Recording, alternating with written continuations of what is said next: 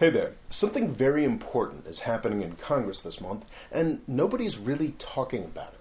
The Senate is considering a resolution that could finally end the horrific war on Yemen, and it also promises something more than that.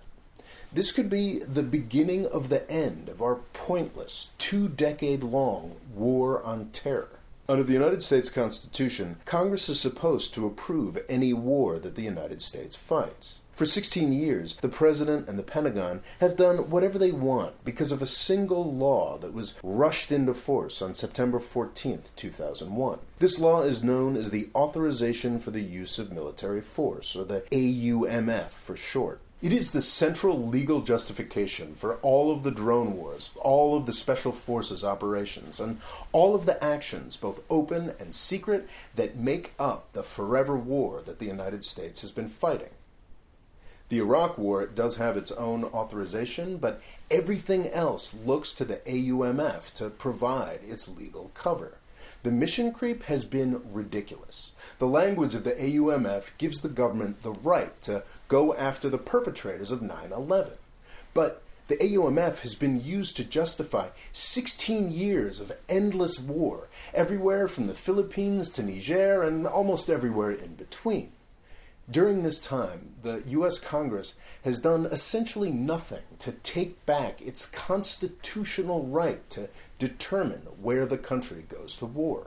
During the Bush years, first there was the shock of the attack on 9/11, and then the chaos of his disastrous wars to distract us from this. Obama's calm, legalistic manner allowed all the evils of our wars to continue, unquestioned and unrestrained. We used the AUMF to help justify our actions in Libya and Syria, even though our actions often had us allied with al-Qaeda, rather than fighting against them as the AUMF requires. Congress was happy to let the president handle it because of the veneer of competence and control that Obama provided. Now we have a president who presents neither competence nor control.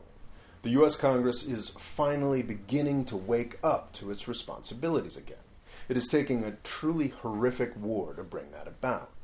The United Nations describes the war on Yemen as the world's worst humanitarian catastrophe. This catastrophe is caused by Saudi bombers that are refueled by U.S. military planes and are bombing targets that are provided by U.S. intelligence. This war is flagrantly in violation of the AUMF. The primary target in Yemen is not al-Qaeda. It's the Houthis, the sworn enemies of al-Qaeda.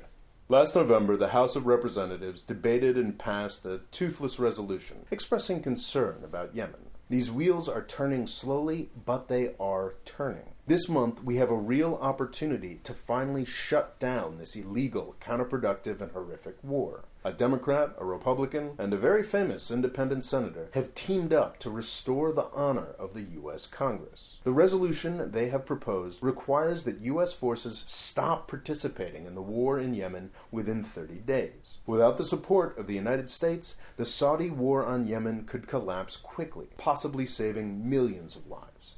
This alone should be enough to prompt you to call your senator.